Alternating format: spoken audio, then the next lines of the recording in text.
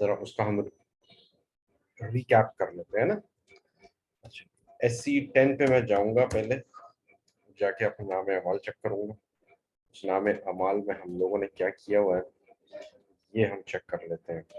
Page down किया मैंने, C31 paper मिल group था, ठीक है। किसी को एतराज तो नहीं पेपर मिल ग्रुप पे, क्योंकि हमारे पास नए लोग भी आए, वो कहेंगे ये था ही नहीं हमारा। अच्छा,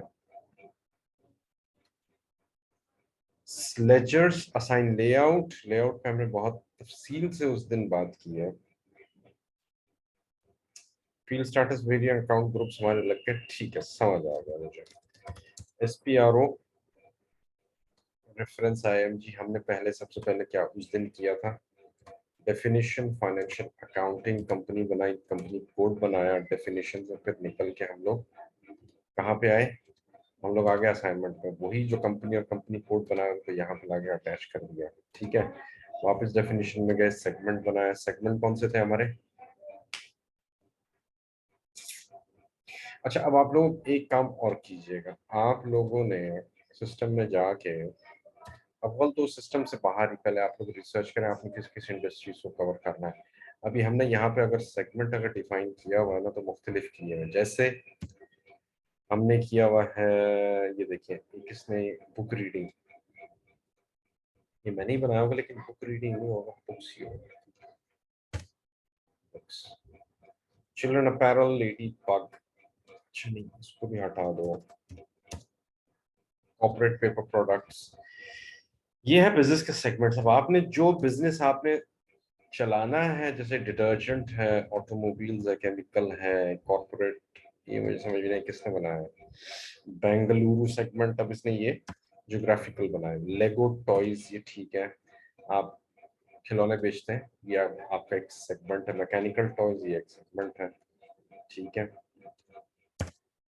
अच्छा, पेंसिल एक सेगमेंट है आपका, पैकेजिंग प्रोडक्ट्स एक सेगमेंट है। आप लोगों ने वो सेगमेंट निकाल के एक काम तो ये अव्वल करना है कि आ, अगर आप सीमेंट का बिजनेस उठा रहे हैं ना, लेट्स से, तो सीमेंट का एक एक प्रोसेस आपकी जुबान पे होना चाहिए कि सीमेंट बनता कैसे है, ठीक है। ये मैं अगली क्लास में आप लोगों से पूछूंगा भी, आप इसे बेशक उसमें बना वर्ड डॉक्यूमेंट बनाएंगे, इस तरह पहले शुरुआत होती है, ठीक है। सीमेंट का ये प्रोसेस है, उसके बाद सीमेंट में अगर पत्थर, बजरी, रेत, पानी अगर लग रहा है, किस तरह प्रोसेस चल रहा है, जरा सब इकट्ठा करें आप। सिर्फ सेगमेंट उस पे सीमेंट पे नहीं रहना आपने, जैसे डिटर्जेंट, डिटर्जेंट निकालने हैं आप। आपके मुल्क में एक बहुत ज्यादा चलने वाला जो सेगमेंट है वो पैम्पर्स का भी है, ठीक है। इसके अलावा आपके पास और क्या है, और क्या है जो चीज बन रही है हमारे मुल्क में, चिंची बहुत बन रही है हमारे मुल्क में, उस पे आप प्रिंटिंग हैं, पेपर्स हैं, प्रिंटिंग प्रिंटिंग बैग्स हैं, प्रिंटिंग बैग्स हैं, उनका आप बना लें, ठीक है। पेट बॉटल्स हैं।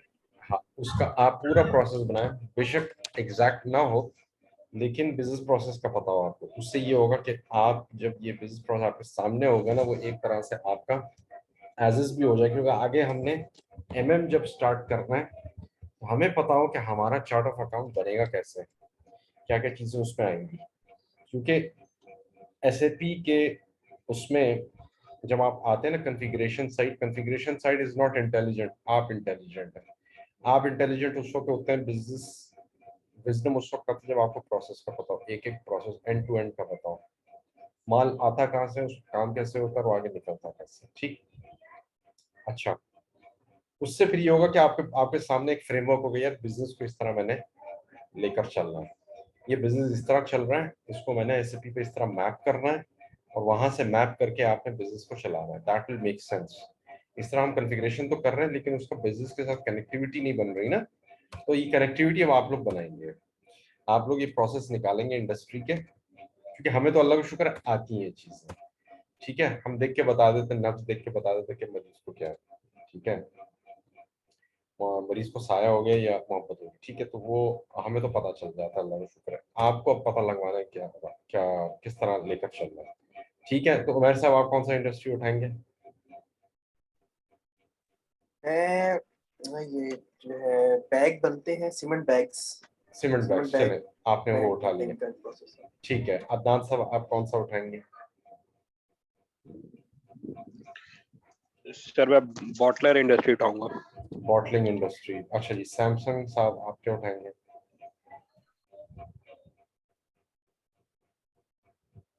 आप नखरे तो नहीं उठाएंगे? अच्छा चले बताएं मुझे क्या उठाएंगे आप। सैमसंग? कौन है सैमसंग साहेब? कंवर साहब आप क्या लेंगे? कौन सी इंडस्ट्री आप लेंगे? Sir printing and packaging. Printing packaging के तो उमैर साहब भी हैं। मतलब इसमें बहुत सारे आ जाएंगे ना, हर तरह दो तीन तरह की प्रिंटिंग होती, पैकेजिंग होती है, जैसे ऑफसेट प्रिंटिंग, ग्रेवियर प्रिंटिंग, इस तरह के जो है बहुत सारी अच्छा चीजें, बुक ठीक, की प्रिंटिंग, ये बेहतर। सारी। आप बुक कर लीजिए। चले ऑप्शन प्रिंटिंग आपका। सैमसंग जी साहब मुझे नहीं देखिए। समझ में आ रहे कौन है। चले खैर, ये आपने कर लिए। मुझे अगली क्लास में ये सारे सारे डॉक्यूमेंट्स चाहिए ताकि हम फिर उस पर बाकायदा डेवलपमेंट कर सकें। ठीक है मेरे भाई। अच्छा जी, आगे चलते हैं। आगे अब हमारे पास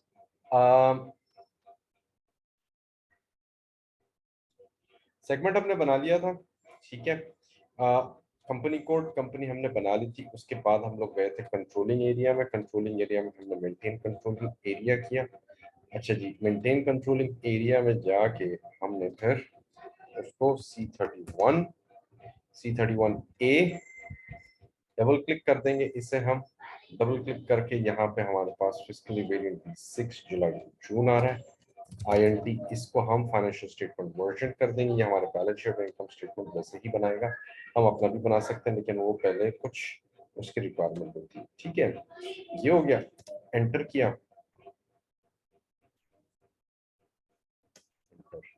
अच्छा जी, उसके बाद आता है OKKP। OKKP जो है आपका C31A एक्टिवेट कंपोनेंट्स में हमारे पास कंपोनेंट एक्टिवेट 2022 से हैं। ठीक है। और यहाँ पे असाइनमेंट ऑफ कंपनी कोड्स आ जाएगा। ये आ गया। बेसिक डेटा पे आ जाए हम। C31 double click. Cost centre की हायरार्की इसने नहीं बनाई, C31 में कर देता हूँ। वो कहता है नहीं बना हुआ, मैं कहता हूँ बना दे। यस किया, सेव किया, एंटर कर दिया। ठीक है, यहाँ से ये हो गया। अच्छा जी, उसके बाद हम आएंगे SPRO पे, रेफरेंस IMG, और आपके एंटरप्राइज स्ट्रक्चर में जाके डेफिनेशन, लॉजिस्टिक्स में जाके प्लांट हम बना लेते हैं। वो भी अगर नहीं बना हुआ, डिफाइन प्लांट। डिफाइन प्लांट में अब जाके C31 देख लेते हैं। C31 हमारा सुखेकी का प्लांट बना हुआ है, C31A। ठीक है। अच्छा, उसके बाद हम जाएंगे, लोकेशन बने हुए हैं, बल्कि ये आप लोगों का काम है, आप लोकेशन भी बनाए। मैं जाके असाइनमेंट में इनको लॉजिस्टिक्स और प्लांट, हमने यहाँ पे मेरा ख्याल है याद पड़ा है, हमने नहीं किया। New entries C31, C31A, C31 group, enter. ये हो गया। ठीक है, ये हो गया। अच्छा जी, अब हम चलते हैं अगली तरफ। अगली तरफ क्या था हमारे पास? फाइनेंशियल अकाउंटिंग था, जनरल लेजर था। जनरल लेजर में हमारे पास master data, GL accounts, preparations, assign company code to chart of accounts, C31। C31A के साथ हमने C31A लगाया हुआ है।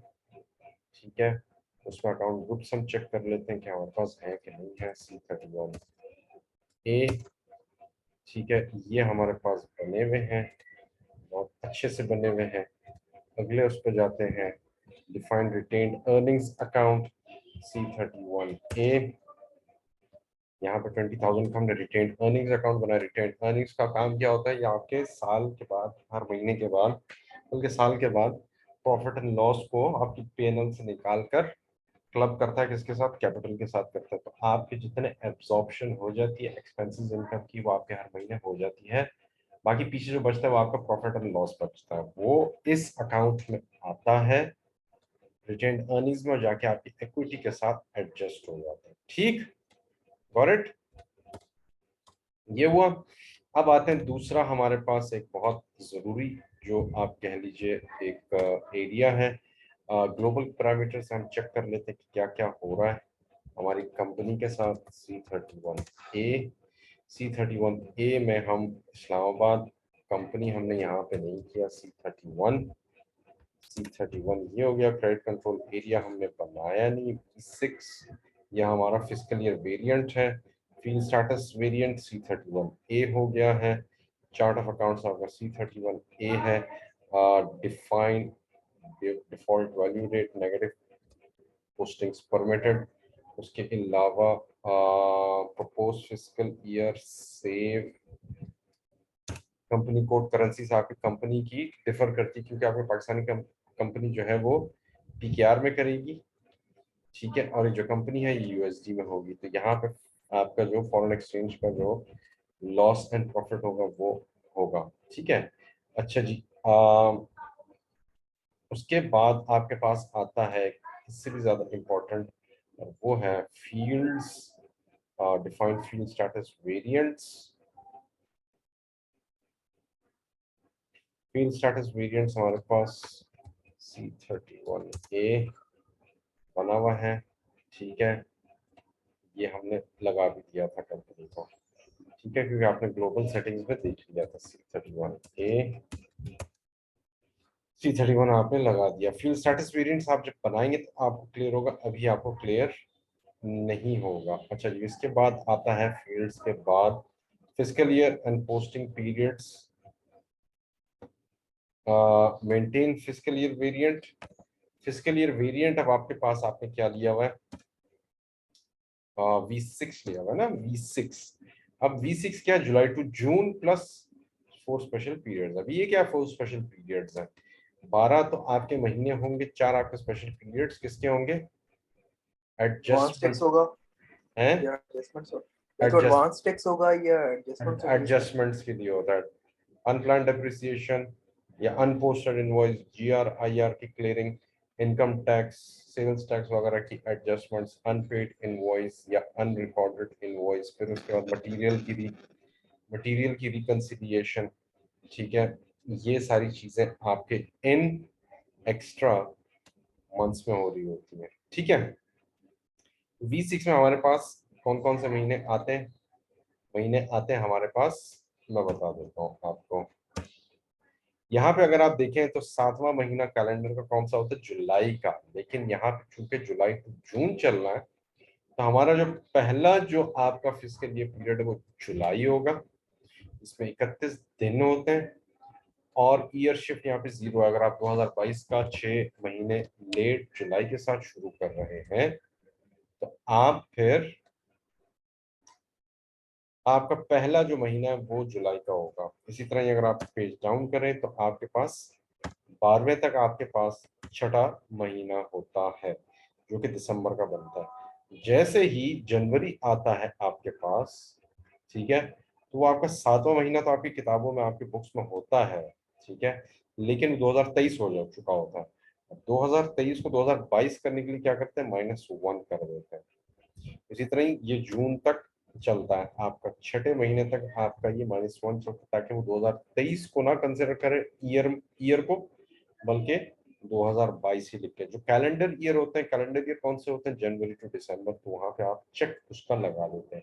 ईयर डिपेंडेंट वो होते हैं जो आपका कैलेंडर ईयर तो होता ही है उस खास साल में। अब त्योहार अगर कोई ज्यादा आ रहे हैं या कम हो रहे हैं, या छुट्टियां आ रही हैं किसी वजह से, तो वो आपका ईयर डिपेंडेंट हो जाता है। यानी जिस दिन इतवार है तो उस कैलेंडर में भी आपके इतवार ही आपके SAP में भी आ रहा हो, ठीक है, ताकि आप उसी हिसाब से अपने फैक्ट्री या ऑफिस के मामूलात को स्केड्यूल कर सकें और अपने उसके चला सकें। तो ईयर डिपेंडेंट भी कुछ कंपनी करती हैं जिनके पास कस्टम ऑर्डर्स आने होते हैं बड़े पैमाने पे, वो ये ईयर डिपेंडेंट पे चलते हैं, ठीक है। जैसे एयरलाइन कंपनीज होती हैं, उनके बड़े बड़े ऑर्डर्स होते हैं जो उन्होंने 5 साल लगा के एक जहाज बनाना होता है, वो रिलीज करना होता है, तो उनका हर fiscal year variant year dependent होता है। वो टाइम्ड होता है और प्लान के मुताबिक उन्होंने उस पर चलना होता है। ठीक है, ये हो गया। अब आते हैं अगले उसमें मौजू पे, लेजर पे। लेजर बहुत जरूरी आपका एरिया। इसमें आप लेजर्स जो हैं अब किस लिए इस्तेमाल होते हैं उस पर भी हम गुफ्तगू कर लेते हैं। पूरे एसएपी में आपके पास एक लीडिंग लेजर होता है। एक लीडिंग लेजर से मुराद ये है कि इसमें जितनी आपकी एंट्रीज होती हैं उसमें मैनुअल पोस्टिंग्स हो रही होती है। ठीक है, बाकी जो आपके लेजर्स होते हैं वो लीडिंग की जगह नहीं ले सकते क्योंकि ये स्टैंडर्ड है एसएपी का, इसे आप हट नहीं सकते। हाँ, अलबत्ता उसके पैरेलल में आप उसकी मिरर कॉपी अगर बनाना चाहें तो आप एक्सटेंशन लेजर बना के अगर ये लेजर पीकेआर में इसको यूएसडी में करना है तो फिर आप उसको यूएसडी में करके उसके साथ अंडरलाइन लेजर 0L लगाकर मैनुअल पोस्टिंग नॉट अलाउड कर दें तो इसकी जितनी एंट्रीज हैं इस लेजर की वो इसमें भी रिफ्लेक्ट हो जाएंगी लेकिन यूएसडी में होंगी। ठीक। अच्छा, दूसरा यहाँ पे एक्सटेंशन लेजर एक तो करेंसी से डिफर करेगा अगर आप करना चाहें, आपकी रिक्वायरमेंट आपके क्लाइंट की है अगर। ठीक।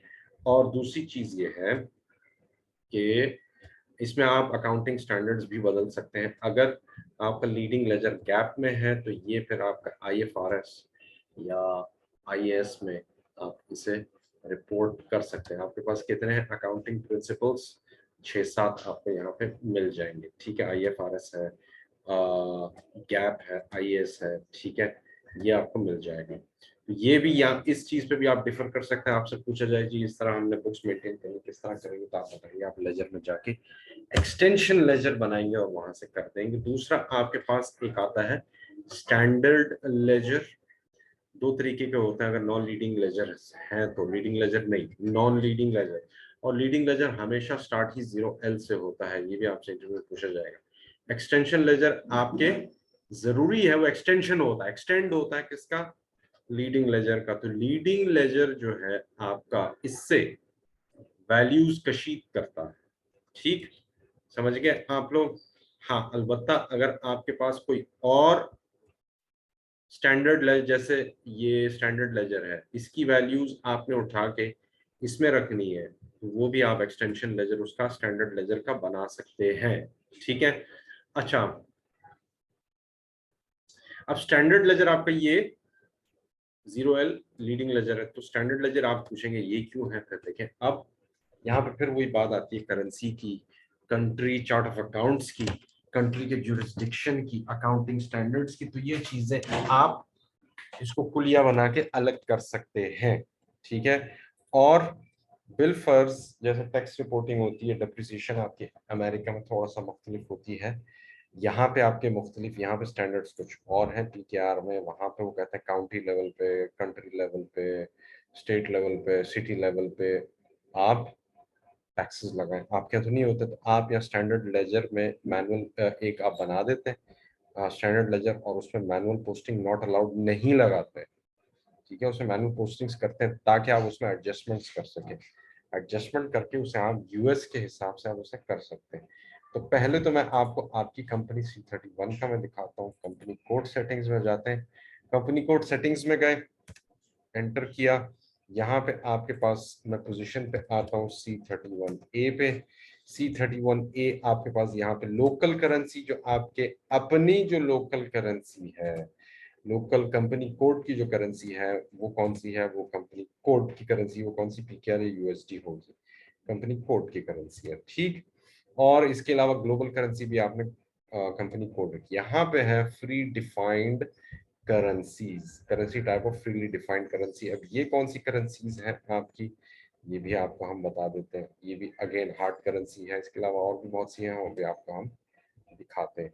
इसके और भी चेक्स हैं यहाँ पे, जैसे फिस्कल ईयर वेरिएंट आपका जो है वो यहाँ पे C31A है। Fiscal year variant, posting period variant है, अभी हम उसको भी देख लेते हैं। पैरेलल जीएल में इसको खोल देता हूँ। ठीक है। और सेकंड फाइनेंशियल करेंसीज की यहाँ पे अब आप मुख्तलिफ भी यहाँ पे रख सकते हैं। प्रॉफिट सेंटर की करेंसी भी रख सकते हैं, वो यहाँ पे बनी हुई नहीं है। और दूसरा ग्रुप करेंसी भी रख सकते हैं, हार्ड करेंसी भी रख सकते हैं, वो आपकी मर्जी है। ठीक। अच्छा, यहाँ पे मैंने किया इसको सेव। एक मैंने आपको एक जखीम सा आपको एक लेक्चर इस पे मैंने दे दिया ये एक बड़ा मुश्किल एरिया होता है, बहुत से लोगों के लिए ये कवर इस तरह नहीं होता जिस तरह से हमने कवर कर दिया। इसको मैं डबल क्लिक करूंगा, ये मुझे उसमें सेटिंग्स में ले जाएगा। ठीक है, यहाँ पे parallel accounting using GL accounts मैंने कर दिया। अकाउंटिंग प्रिंसिपल यहाँ पे गैप होगा, फंक्शनल करेंसी यहाँ पे 10 होगी, कंपनी कोड की यहाँ पे करेंसी होगी। ठीक है, ये हो गया। सीओ की जो करेंसी होगी कंट्रोलिंग ऑब्जेक्ट करेंसी होगी। करेंसी टाइप्स पे अगर हम जाएं तो करेंसी टाइप्स हमारे पास यहाँ पर मुख्तलिफ है। जैसे कंपनी कोड करेंसी ये है, short description company code currency, ये ग्लोबल है, यानी हर कंपनी कोड के लिए ये अवेलेबल होगा। बाकी आप कंपनी कोड स्पेसिफिक भी कर सकते हैं, जैसे ये इंडेक्स हार्ड करेंसी है, ये कंपनी कोड स्पेसिफिक भी हो सकती है, आप यहाँ पे अपना भी कर सकते हैं। ठीक है, जैसे यहाँ पे कैनेडियन डॉलर के लिए मैंने शॉर्ट डिस्क्रिप्शन डाला है। ठीक है, ग्लोबल करेंसी कन्वर्जन सेटिंग्स, यहाँ पे अगर मैं कंपनी कोड करेंसी लेता हूँ तो उसकी अगर फॉरेन करेंसी में अगर कोई मैंने कन्वर्जन करनी है तो वो किस तरह करेगा, वो स्टैंडर्ड ट्रांसलेशन रेट लेता है। हालांकि वो ये स्टैंडर्ड ट्रांसलेशन एवरेज रेट लेता है। ट्रांसलेशन डेट कौन सी होती है, document date, posting date, translation date, तो आप इनमें से 3 कोई भी रख सकते हैं। रियल टाइम पे ये कन्वर्ट करता है। ठीक है, और इसके अलावा और इसके बाद आपको बोलिए, अच्छा करेंसी कन्वर्जन सेटिंग क्या है आपके पास, एंटर किया, यहाँ पे आप करेंसी ले सकते हैं यूएसडी वगैरह। अब यहाँ पे आपके पास C31 का क्या है, PKR है, डॉक्यूमेंट करेंसी है।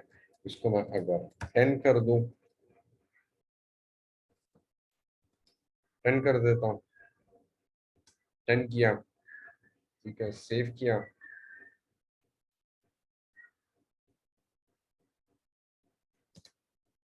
एंटर। ठीक है, यहाँ तक समझ में आया कि मुश्किल तो नहीं था, मेरा ख्याल है ये मुश्किल था।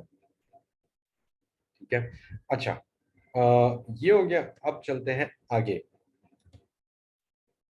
अब चल के आगे हम डिफाइन लेजर ग्रुप करते हैं। और डिफाइन लेजर ग्रुप मैं आपको बता देता हूँ ये किस लिए होता है। न्यू एंट्रीज की लेजर ग्रुप मैंने बनाया पेपर मिल है ना, PM पेपर मिल ग्रुप न्यू लेजर। अच्छा, यहाँ पे इसको ऑलरेडी एग्जिस्ट, ओहो पीपी कर दो, पीपी किया, लेजर असाइनमेंट किया, लेजर असाइनमेंट की new entries 0L representative ledger, 1 entry chosen, save किया। इसने नहीं बनाया क्योंकि उसमें एरर आ गया था, उसने नहीं बनाया। हाँ देखा, मैं टोल्ड यू। अब यहाँ पे 1 मिनट से कम रह गया, मैं इसको अगले उसमें इंशाल्लाह शेयर करता हूँ।